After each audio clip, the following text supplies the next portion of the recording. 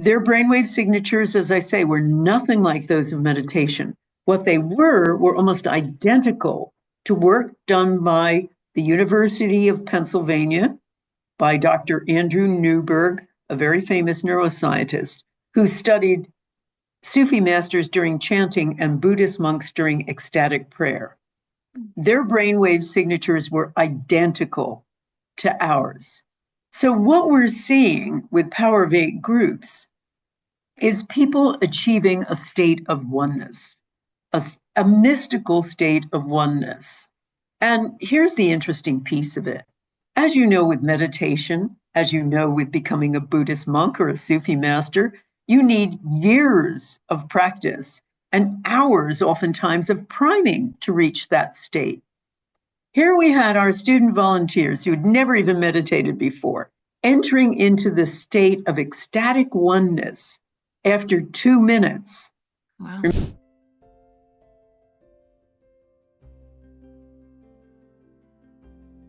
Welcome, everybody, to the Heart Coherence Collaborative. We have our good friend Lynne McTaggart with us again today. Thank you, Lynn, for being back.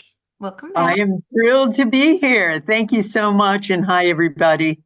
Yeah, so we've had two compelling interviews with Lynn, and they've been my personal favorites as well as our community's favorites. So we wanted to invite our community in, and they've submitted some questions for you today. So we're really excited to have you back and our community. So welcome, everybody. Wonderful. Thank you so much for coming. And I know there was some sort of mix up about timing the last time, so it's wonderful that you've come back. Fab. Yeah. Yeah, so we would love if you would start by just telling us a little bit about who you are and what you love and what you've been up to since the last time we talked to you. Wonderful. So my name is Lynne McTaggart, and I am an award-winning journalist and an author of 7, soon to be 8 best-selling books. I have a new book that'll be out in a year's time. I hope it will be a bestseller. And I also run Group Intention, and I study the science and spirituality and how there is a bridge between them. I'm particularly interested in large and small group intention. I've run 41 intention experiments to date, 37 of which have shown measurable, positive, mostly significant effects. And I've run tens of thousands of small groups, Power of Eight groups, and seen thousands and thousands of miracles. People getting up out of their wheelchair, healing stage 4 cancer, healing blindness and deafness, and much, much more. So what I'm doing right now is, in a week's time, Gaia has worked with me and created a documentary about my work, and it will be launched on December 12th, and it's free for everybody to watch. Ooh. But that's not all. It's all about all of my intention experiments. They've interviewed scientists. They've interviewed Power of Eight participants. And we've got some amazing healings of genetic diseases and, lifelong scoliosis and all kinds of things like that. But it's also a prelude to my largest peace intention experiment in the world, which will be held February 1st at Gaia's headquarters. We'll have an audience, a smallish audience of about 350, but it's also going to be live streamed around the world. Oh. So everybody can take part. It's also for free. We're going to be healing a location that we can measure. We're going to have 4 scientists on hand measuring the effects, not only on the target, but on the participants themselves, because that's the biggest part of my experiments now is what I call the mirror effect, where the people who are doing intending in a group, altruistic intention for somebody else, themselves get healed. And because I've been measuring it, surveying participants, and observing this since 2008, I have found that about 40% of the people start having greater peace in their own lives. They make up with estranged partners or bosses or children or parents. About 50% say they're more in love with everyone they come in contact with. And about a third typically improve or downright heal some sort of ongoing chronic medical condition. So amazing things happen with the mirror effect of participating in this giant event. Wow. That is so cool. We have one question that came in from Betsy in our group, and she said, if I set an intention and then it doesn't happen, does that mean I set the intention wrong? Sometimes it does. Yeah. A lot of people talk about just believe and receive. But in my work, I've discovered that being really specific is optimum for trying to do an intention. But also in my courses, in my work, I also talk about sometimes having to break down your intention and take baby steps, particularly if you have a complicated intention. And that means intending for one stage of it at a time. Gotcha. I would love to hear you talk because it is a bit unique and maybe different from what people have heard. Just what is intention, the definition of it compared to maybe what people have been thinking or learned from other sources? Absolutely. A lot of people have a very, very general view of manifestation, as it's also called. In fact, it is the favorite word of the year from Cambridge Dictionary now, from Cambridge University. They always name a word, the one that is the most looked up, and that's the word this year. But a lot of people, as I say, think of, and from the popular movies and things like that, believe, receive, basically. I want, I get. Now, for me, there are a whole bunch of stages to it. Too much for me to talk about now, but they are things I teach in all of my courses. There are 13 keys in my book to intention mastery. There is the right heart state, the right mind state. It's not meditation. It's completely different from meditation. It's a highly focused mind state. Being specific, not sending from the head, sending from the heart. Visualization, certain very specific kinds of visualization and mental rehearsal. And and many more, the right times, the right places that optimize your intention. But a big key piece is getting off of yourself. Now, that's very counterintuitive for people intending for themselves. They all think, well, I intend for me. I have everybody else intend for me. And of course, that's part of it. But in Power of Eight groups, the great thing about it is 7/8 of the time, you're intending for someone else. And in my experience, a lot of the biggest breakthroughs for people come when they are intending for someone else. Could you just talk a little bit more about what is a Power of Eight group and why you decided on 8? Sure. It was a total accident, Kyle. I was trying to shrink down my giant intention experiments, and I didn't know what I was doing. I was just kicking it around with my husband and some of our employees one day, and I just said, if I shrink this down to a workshop, maybe I'll just put people in groups of 8 or so and have them send intention to someone in the group with a health challenge. And my husband's a great headline writer. And so he said, I love it, the Power of 8. And that's how it came about.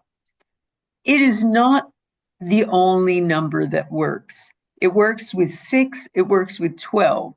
8 is an optimum number. Of course, it has a lot of symbolism attached to it. Chinese think of 8 as a lucky number. It's a sideways infinity sign. But to me, it's a Goldilocks number. So people who are in groups of 5, that can still work. I would say 5 or more. You get lower than 5, and I would even encourage you to do more than 5. But anything lower than that isn't really a group. And once you get to 12 or more than 12, I'd say, it's too unwieldy. Your time is going to come around too little. So 8 is not necessary, just optimum. I love that. Mm. Thank you. Can you talk a little bit more? You mentioned that what you do in these groups is different from meditation. So what is the difference in terms of your brainwave state in a Power of Eight group and for people that meditate, and how is that conducive to oneness? Okay. Meditation is very different. And we've seen this with brainwave studies. I've worked with a team of neuroscientists measuring people doing Power of Eight groups for the first time. Now, I'm going to preface this by saying meditation is wonderful. There's nothing wrong with meditation. It's a brilliant thing to do to calm yourself down, to reach equilibrium, and all of the other wonderful things. However, it's very different from group intention. What happens with meditation is an increase in slower brain waves, like alpha waves, which are slower than ordinary waking consciousness, like light dreaming when you're just about dozing off to sleep, or theta waves when you really are asleep. Those are slower brain waves. Now, some people have talked about reaching a gamma state where it's very high and focused brain waves. Buddhist monks can achieve gamma brainwave states.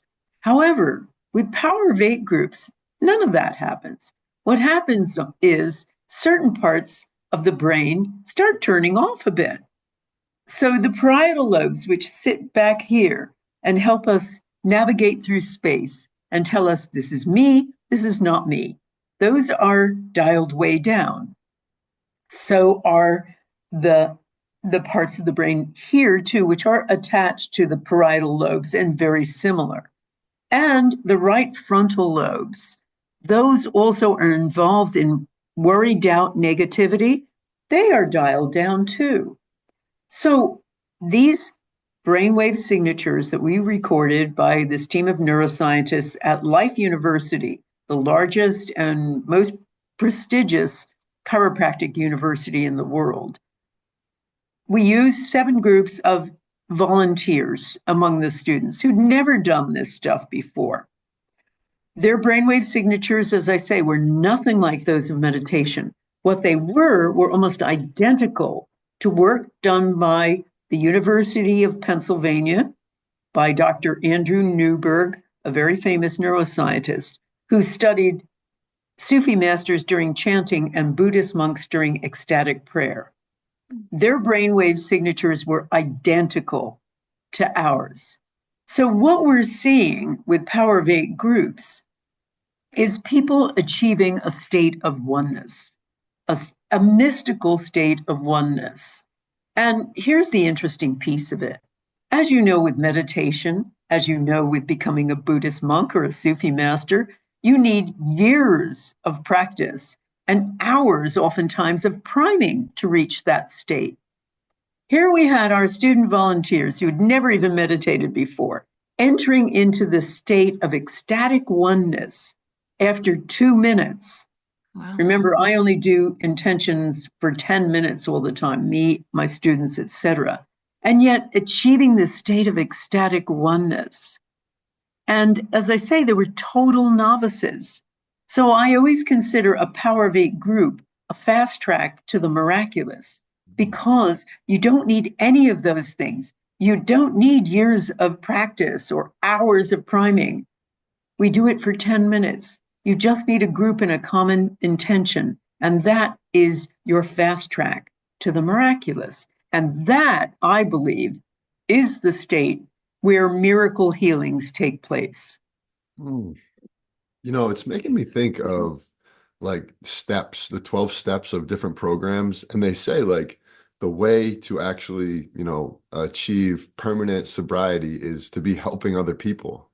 And so I'm wondering if it's a very similar thing. Like, is the secret sauce to life, the magic, the key, just to helping other people, getting that focus on others versus yourself?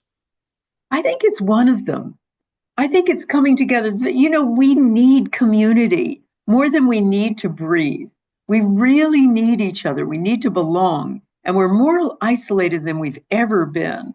And loads of people, I think the latest idea was 1 in 5 are still seriously affected, even having post-traumatic stress disorder after lockdown, after several years of lockdown with COVID.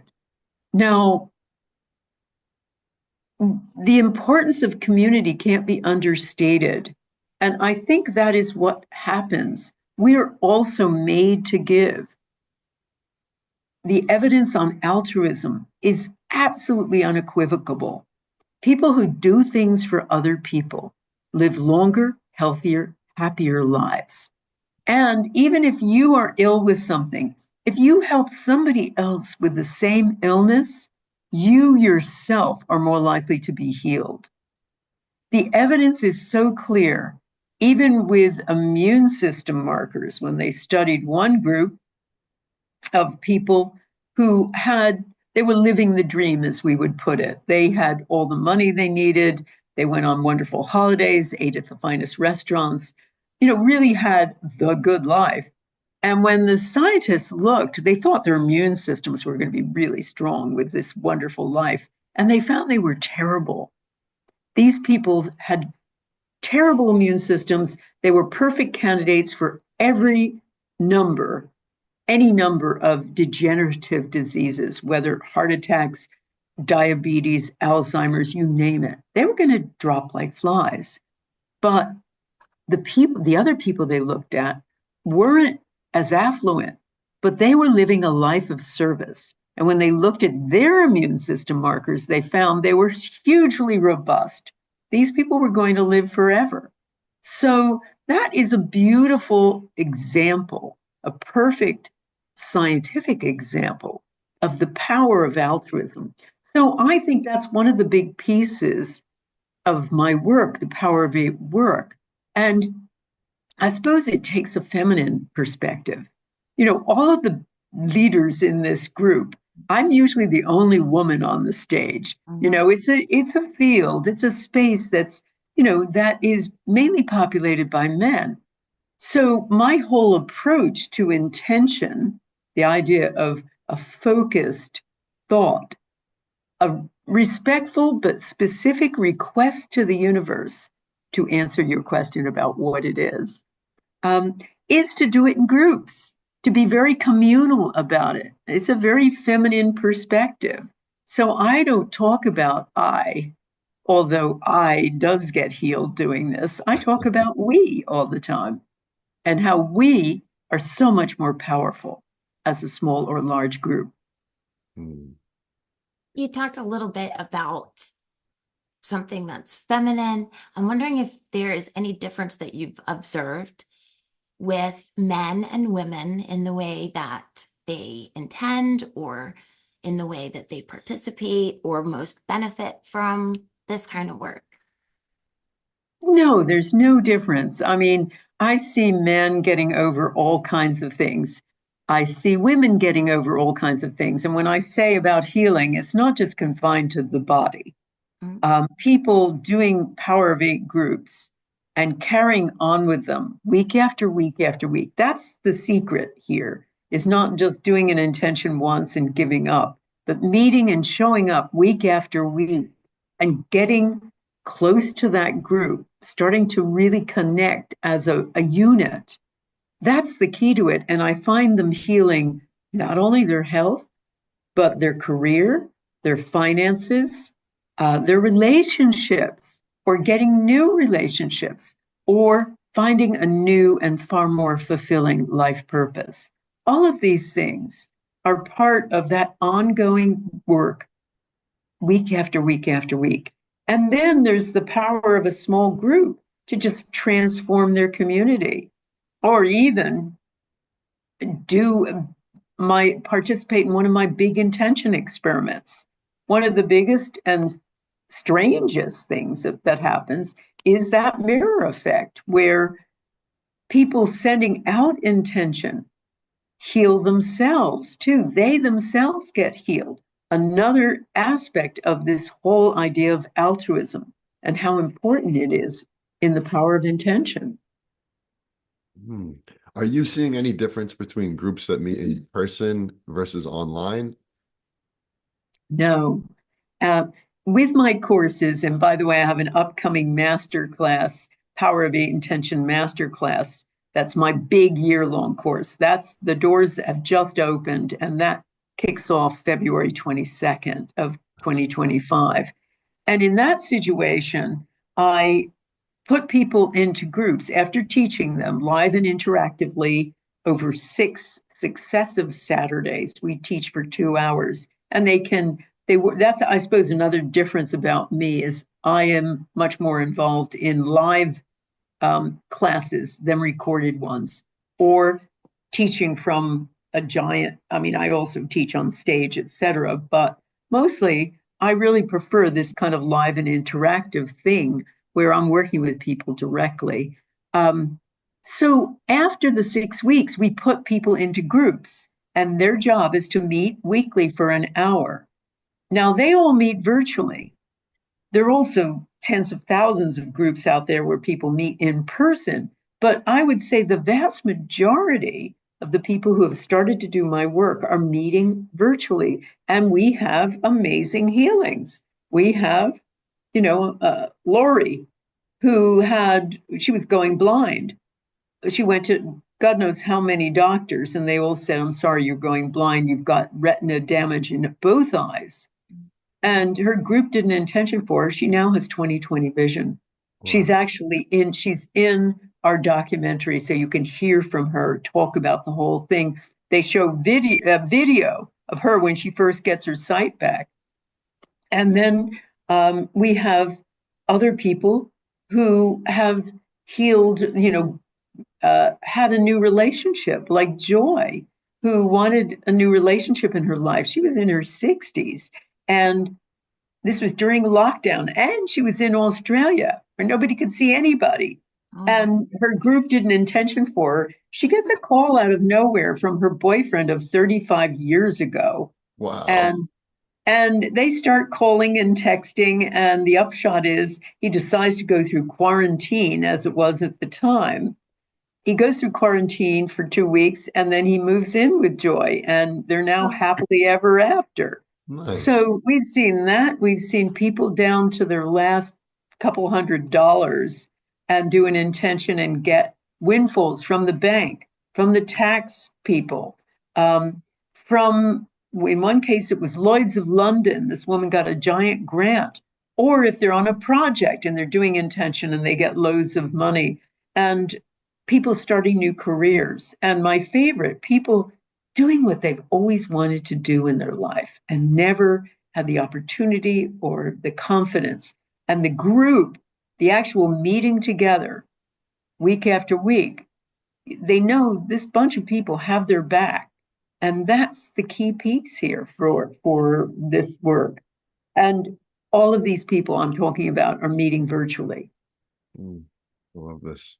What would you say to anyone who might be hesitant to be specific about intention or goal setting because they ascribe to a God's will, not mine, be done kind of a philosophy? Well, if that's their philosophy, maybe they should pray because they want to say, God, you decide for me. I don't want to be specific. And the view, and I think it's not correct, is the view is that I'll limit myself.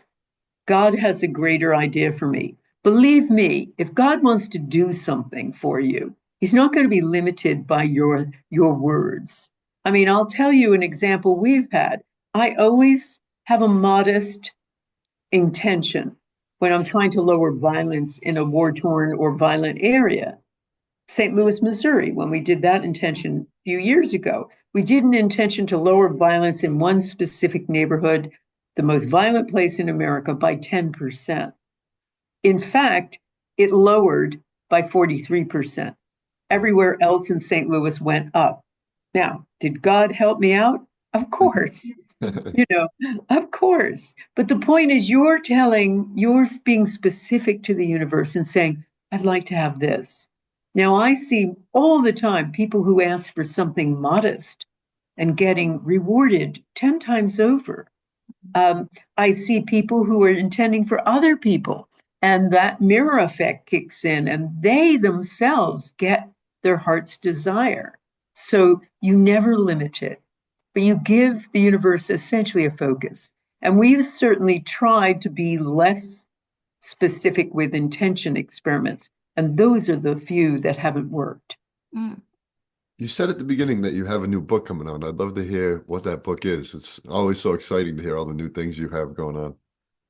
I'm going to keep that a secret for a little while, but let me Oh, put it to you this way. oh. It's a new field. It's a new paradigm buster.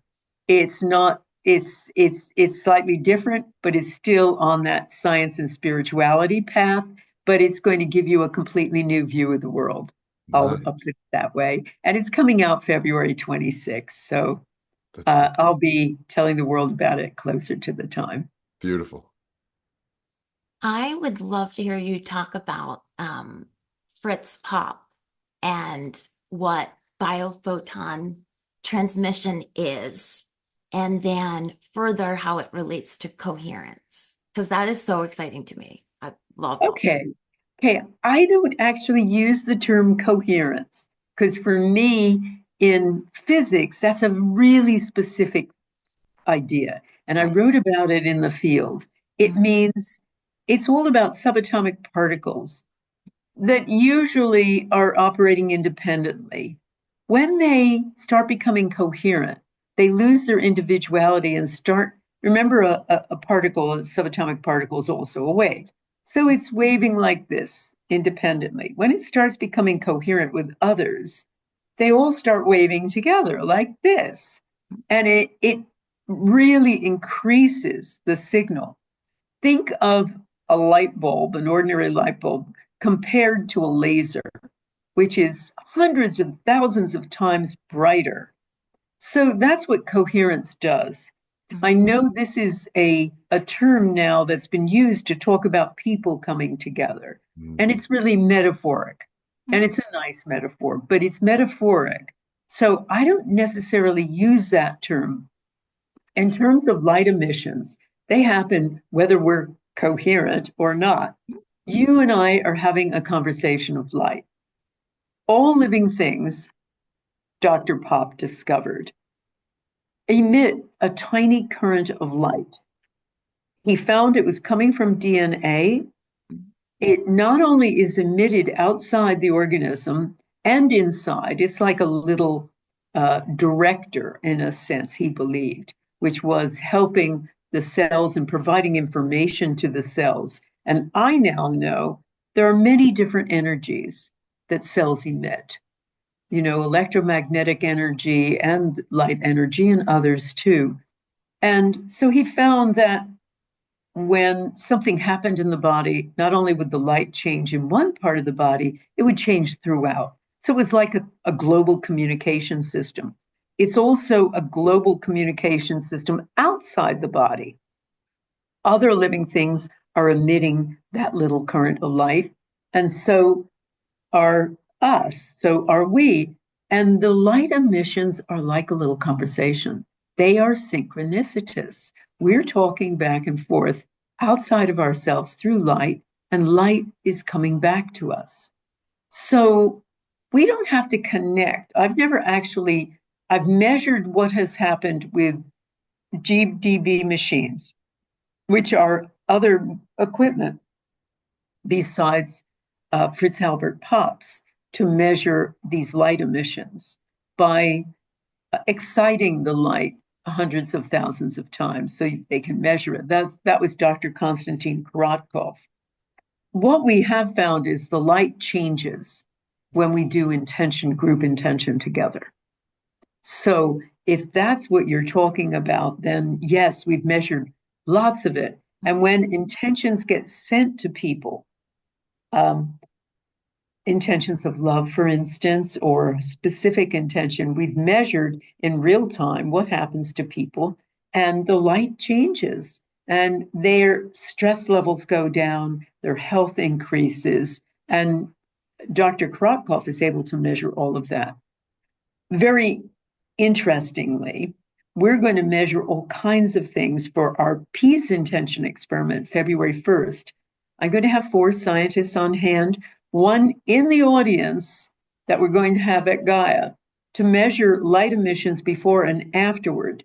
And that can tell, and we'll be having a colleague of Dr. Karatkov's, whom he has nominated to do this work, who will be measuring people's light before and afterward, and will be able to tell a lot of things about the immune system, the endocrine system, and so forth from that information. We have others who are going to be measuring the vagus nerve and other things like that, going to measure the effect in the room and lots of other things. So we will be picking up lots about light emissions during and after when people are coming together in such a big event. Could you talk about the vagus nerve and the importance of why that would be measured? Sure. The vagus nerve is the longest nerve in the body. It starts at the neck and it makes a little pit stop at every major organ of the body.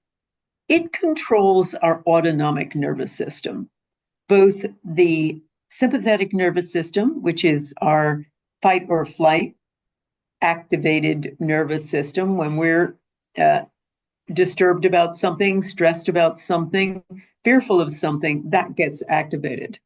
The autonomic nervous system also has the parasympathetic nervous system, which is the thing that is most dominant when we are resting, digesting, and all of that. And the two work in a lovely harmony. There's a third level of the autonomic nervous system discovered by Stephen Porges, and it is the connection and safety part of it. And that's part of what gets activated with Power of Eight groups. That's what we see. And so what happens with the vagus nerve is it gets out of whack very easily. It was very out of whack after COVID and all that isolation. Isolation really disturbs the vagus nerve, so which is why I'm interested in it. And so I want to measure what's happening when we have groups, community coming together in this kind of way. How does it affect the vagus nerve?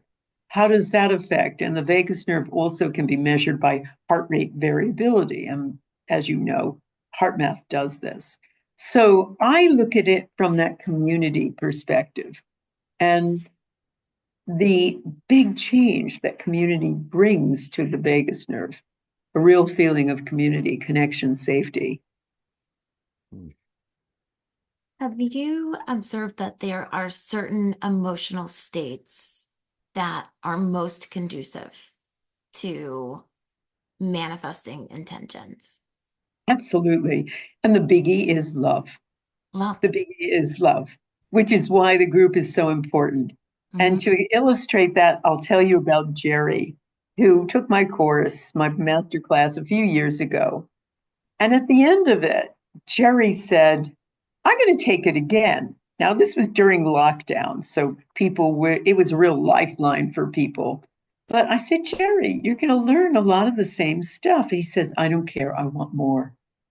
And by the end of that first year, he said, I now know what love is.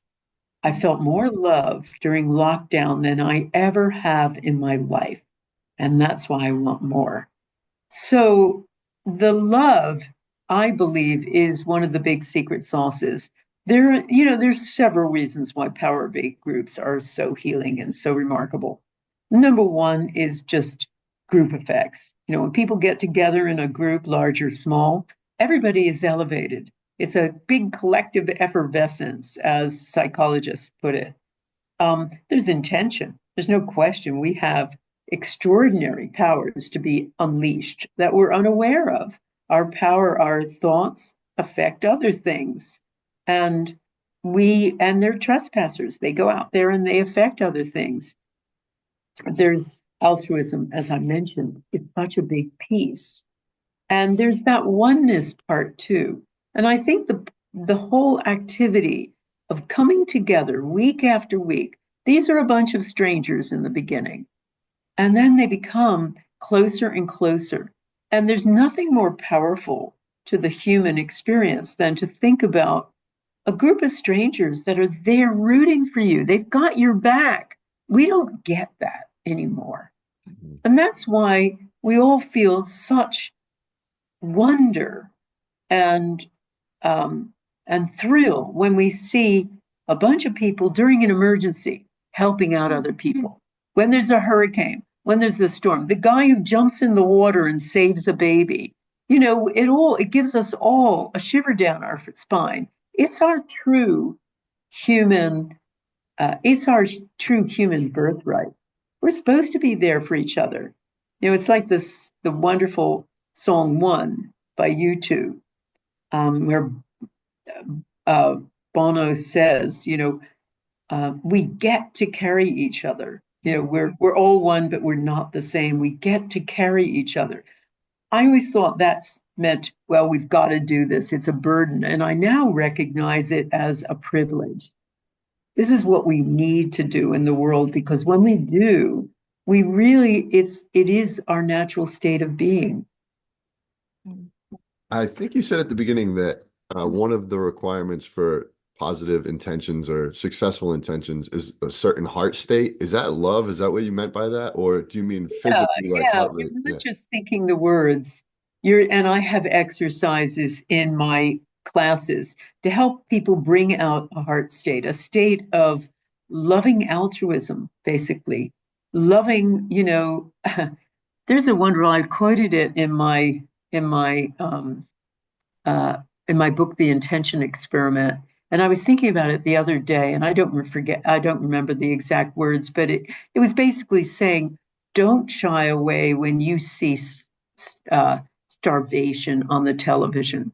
Watch it and feel that quick uprush of emotion, and you will recognize how blind you have been to suffering.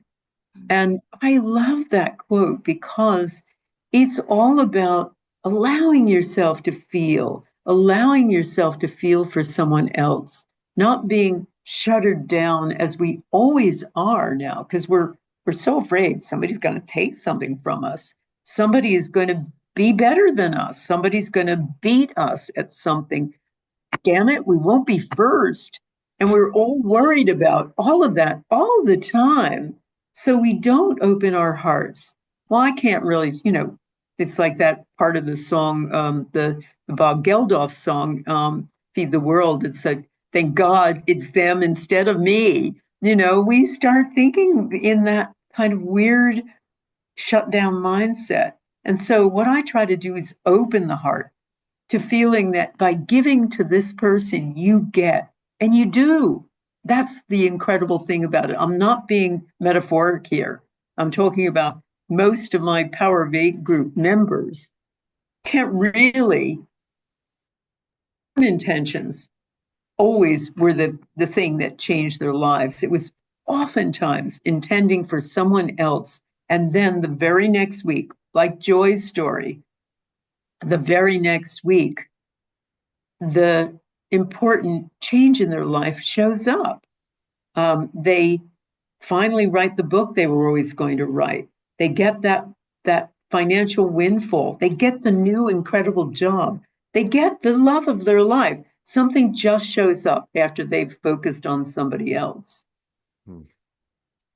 You focus on positive intentions, and I wonder what you believe about negative intentions, whether they're conscious or subconscious. It's obviously a little prohibitive to study them because you don't want to create something bad, but has there ever been any studies about maybe just a small thing, like maybe make a plant die or something little? And what do you believe about, are they just as effective? Are they more? Okay, wonderful question. And I've written a whole chapter about it in my book, The Intention Experiment. The problem is intention doesn't have morality.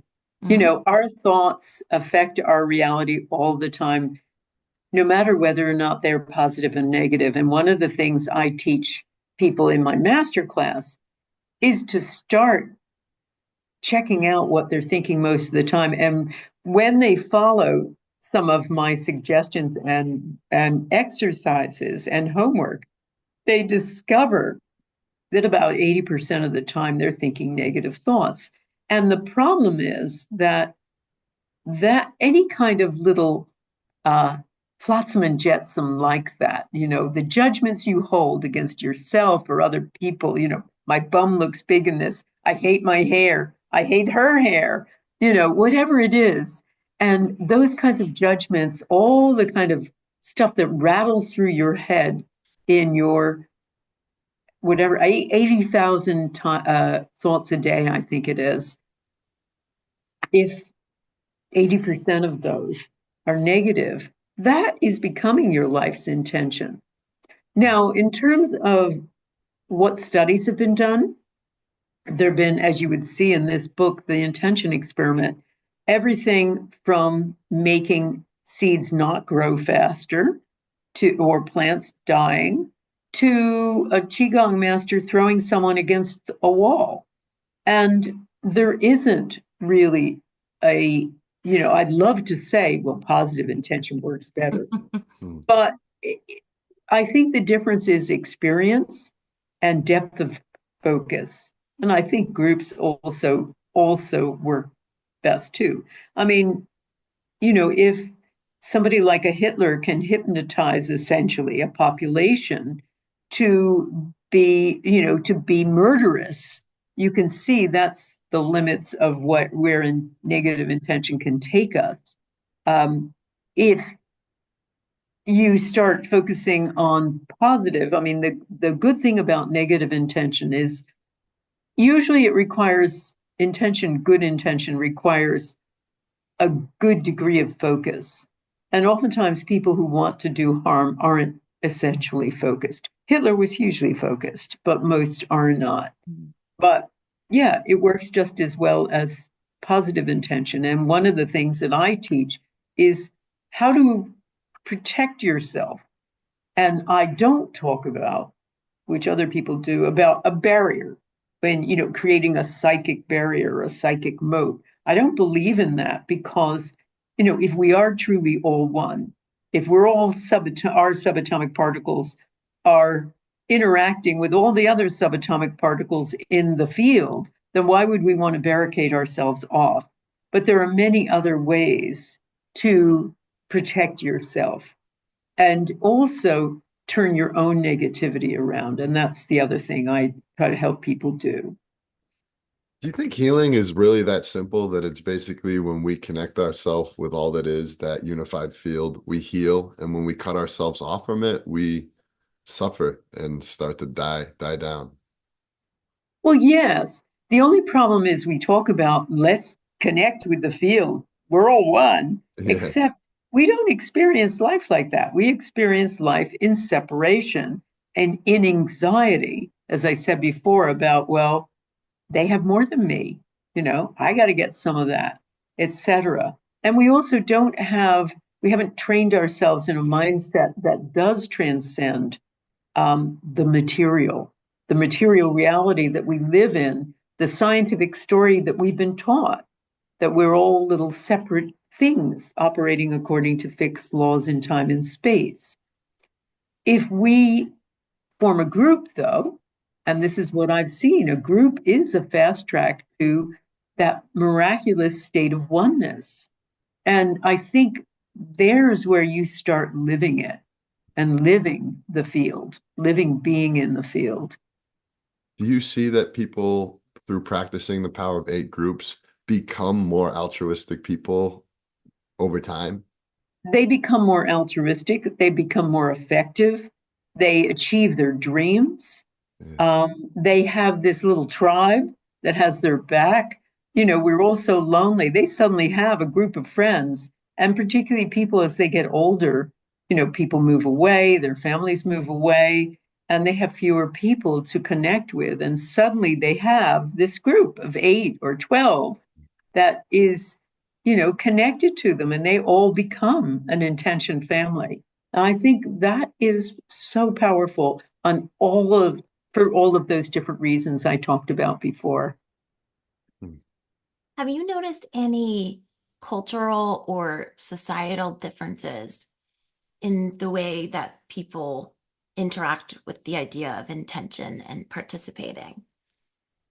In 2009, I was invited for the first time to do a weekend workshop in Kuwait.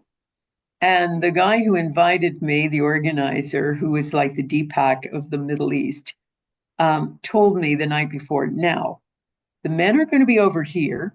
The women are going to be over here. The men will be wearing white. The women will be wearing black. They can't touch each other if they hold hands, because he had taken some of my workshops. And this and this and this. Now, if I want to tell you the most enthusiastic audience I've ever seen, I thought maybe the Canadians a few months ago when I was there, they were pretty amazing. And of course, many American groups. But these guys loved it. They were from all kinds of Arab countries in the Gulf states, so everything from Saudi Arabia to Oman to Jordan, etc. And they were showering me with presents every day. I had to buy a suitcase to take home the photos they took with me and framed. The model boats they gave me from the boats, the history of Kuwait, the charms, oh my goodness, that somebody painted a portrait of me. There was so much. They loved this. And these are people who were hugely religious. We had to stop at 11 so they could pray every day. But yet they were so open to the power of intention and saw connections with their religion. So I've seen that. I've seen people in Japan be really enthusiastic. I've seen people around the world. The people who take my masterclass literally come from around the world. We get people from Asia. We get people from Australia and New Zealand. We get people from America, of course, all through Europe, etc. And I think if people are open-minded and believe there can be this extended human potential, they're completely open to this idea. Can I just ask a follow-up? Have you noticed there are countries that are much more, about a we kind of feeling? America is a very individualized, I-centered culture. So I wonder if you noticed that there's a difference in the effectiveness of groups in a culture that is very cohesive and focused on other people besides yourself. Great question. And here's a perfect study to illustrate this. Yes, I have. A bunch of scientists decided to study two populations who both had a genetic propensity to depression. They had a certain gene that meant they were more likely than normal to get depression. So they took a group of Americans and they took a group of Filipinos. The Americans had the lighter gene, let's put it that way. The Filipinos, the one that was more likely going to express depression. However, when they did all of their studying, they found the Filipinos had far less depression versus the Americans who had developed it. But when they looked further, they decided it all had to do with community. Go ahead, I first culture were more likely to be depressed compared to Filipinos who had big extended families, who had connection with them, had their back. And for me, I think that was a really important piece. Another piece of science that's really interesting is looking at the Japanese. I wrote about this in the bond. The Japanese smoke a lot. Guys smoke a lot. And yet they have very low levels of heart disease. And the only difference is when they move to America. Then, if Japanese people move to America, some of them develop heart disease just like the Americans, same levels, and some don't. So this mystified epidemiologists, and they looked closer and they found it had nothing to do with diet. It didn't matter whether those Japanese people ate tofu and sushi or Big Macs and fries. The only thing that mattered, and literally the only thing that mattered, was whether or not they had recreated the close community ties that they had in the old country. And that made the huge difference in terms of whether or not they were going to get heart disease. The people who had community didn't. In fact, these epidemiologists were so amazed by this. They went to Japan and talked to people. And the Japanese looked at them quizzically and said, "Are you kidding? You Americans, you're so lonely. You Mm, even walk down the street alone. Everybody can see this." So to the Japanese, they're part of this much more collectivist culture. mhm, I don't mean communist, I mean collectivist. They are in groups. And that seems to protect them against even things like heart disease, which is oftentimes largely a disease of loneliness. mm. I love Mm. that you just brought all that up, that in America we even walk down the street alone. I think what's coming to me is that sometimes we even do community alone. Like, I'll go to church or something and I'll go there, there's a big group, and then I just go right home. It's not really interactive, or I go to a big sports event. I'm showing up in community, but I'm really just alone in that community. And so I think it's really powerful to just what's coming to me is just this importance of, like, yeah, everyone says community is healing, but you also have to really focus on what kind of community are you getting, and are you really sitting in that 5 to 12 group range where you can't hide out. It's like that power of 8 is powerful for a real reason. It's because you can't hide. You have to be a community member. And you relearn. We've got out of the habit of being community. We Yeah. don't know our neighbors anymore. We don't have neighborhoods anymore. When I was a little kid, my mother opened up the back door and said, "Out you go." And there I would go out, go play across the street and down the street. We'd go sleigh riding, my brother and I, with our bunch of kids on our own. We'd go out for Halloween on our own. As little kids, I would walk to school at 5, and my brother was 7. We'd walk to school alone because we were used to that kind of community. And that whole thing, that whole Mr. Rogers neighborhood thing is all gone. And so we have to relearn how to have community. And so, yes, having this community is so life saving for so many people. And you Mhm. can see it's really part of the necessary human experience, which is another reason why I think it's so powerful. And for me, is so central in my teaching, because connection is it's everything. Mm. I would love to hear about if you've ever worked with children, and for people that have children or love someone who's young, have them in their life, what would be a good way to facilitate them creating a life that they intend? How would you help kids? Well, that's a great question, a big question. We actually did, people after I published my book, The Field, said, "Well, how do I live the field?" And I thought, okay, wrong thing to ask a journalist. So 768 pages and about 1.5 million words later, with a 48-part course called Living the Field, I answered the question at me and a team of some of my other researchers. And we have a whole section on children in the field. And it is about raising up a conscious child.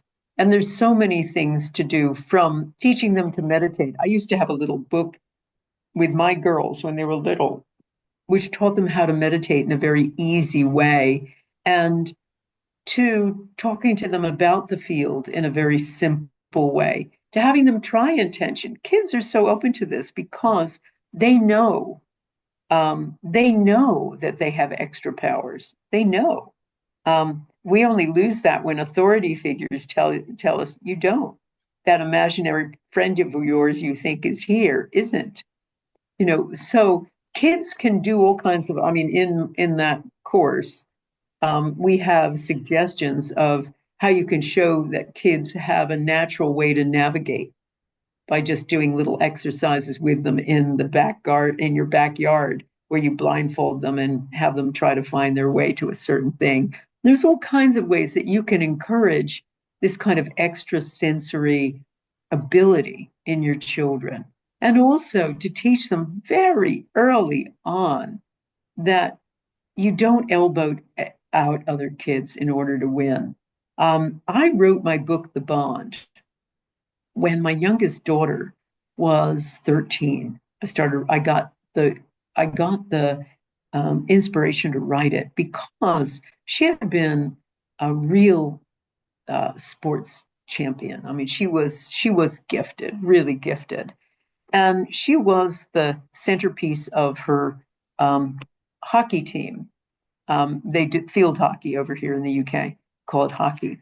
And when she got the ball in any game, the game changed. She was just naturally gifted in it. So she was the captain and the centerpiece of the hockey team. When they moved to the big school, another kid, when the new teacher said, okay, who was the captain? This other kid said, well, I was, and pushed her out of the way.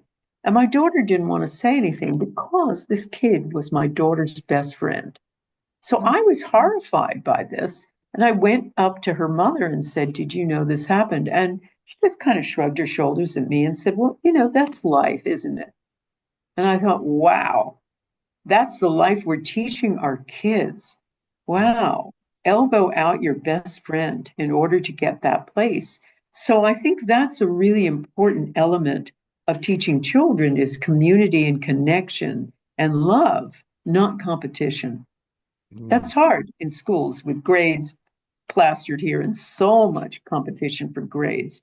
But that's a really important challenge to teach your children. Yeah, I mean, it's making me wonder if we should be having like policy changes at the government level to focus around being more communal. Oh, totally. Totally. Well, Robert Putnam wrote a book. He's a Harvard professor called Bowling Alone. And it was all about the fraying of the social contract and how people, just as you say, were going to events with other people, but doing it by themselves. And like bowling, a very communal activity, they were bowling by themselves. And what they found, he also did another study, which was so interesting. He surveyed what amount of money people needed to feel happy. And, you think that people are going to talk about $1 million or something like that. He surveyed people across the country and they said $75,000 or even enough to pay their bills. And that was it. And to have a little extra for vacations. That was it. Anything more than that, they didn't care. It was so interesting. It was far, far less than he thought.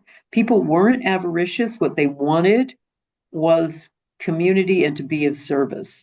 And that was a big number one thing. So it's in everybody's heart. We know we're better when we're together and in a group. We know we need that. And we just need a way to have it. And I also believe it's a way to change things, with all of the uncertainty going on now, and with all of the feeling that the big guys in charge really don't know what they're doing, and with all of the worry about the future, I have thought for a while that we need an army of change makers. And then I realized I've got an army of change makers. I've got tens of thousands of power bait groups. I could just mobilize them and give them some tools. And so that's what we have in our community at lynnmctaggart.com. Some tools to start doing some of this in your neighborhood and see if you can recreate community ties and also big changes, which are much more about connecting and everybody winning. Well, thank you so much. You have I just wanted to say, could you just say in a sentence your website again? Because the connection got bad and I'd like to edit that so it's understandable. Could you just say that before we close? Thank you so much. My website is lynnmctaggart.com, where you'll find not only my 8 Revolution, which is all about these free tools and connection. You'll find out more information about our upcoming The Power of Intention documentary from Gaia, our giant, the 2025 Peace Intention Experiment, where you'll not only heal a place, we'll measure it, you'll be able to heal each other and heal the world. And you'll find the mirror effect in being part of that. And finally, my year-long Power of 8 masterclass. Power of 8 Intention masterclass, if you want to work with me for a whole year, have us put you into groups, have your own little tribe that you work with for a year, and lots of coaching from me throughout. Find it all on lynnmctaggart.com. Well, thank you so much for coming back with us and congratulations on all the amazing things. I'm really excited to check out that Gaia documentary. Thank you so much. And thanks everybody for taking part in this. Bye, everybody. We love you all. Yes, thank you so much, Lynn. Hope to see you again. We love you, everybody. Bye, everybody. Thank you so much. Bye-bye.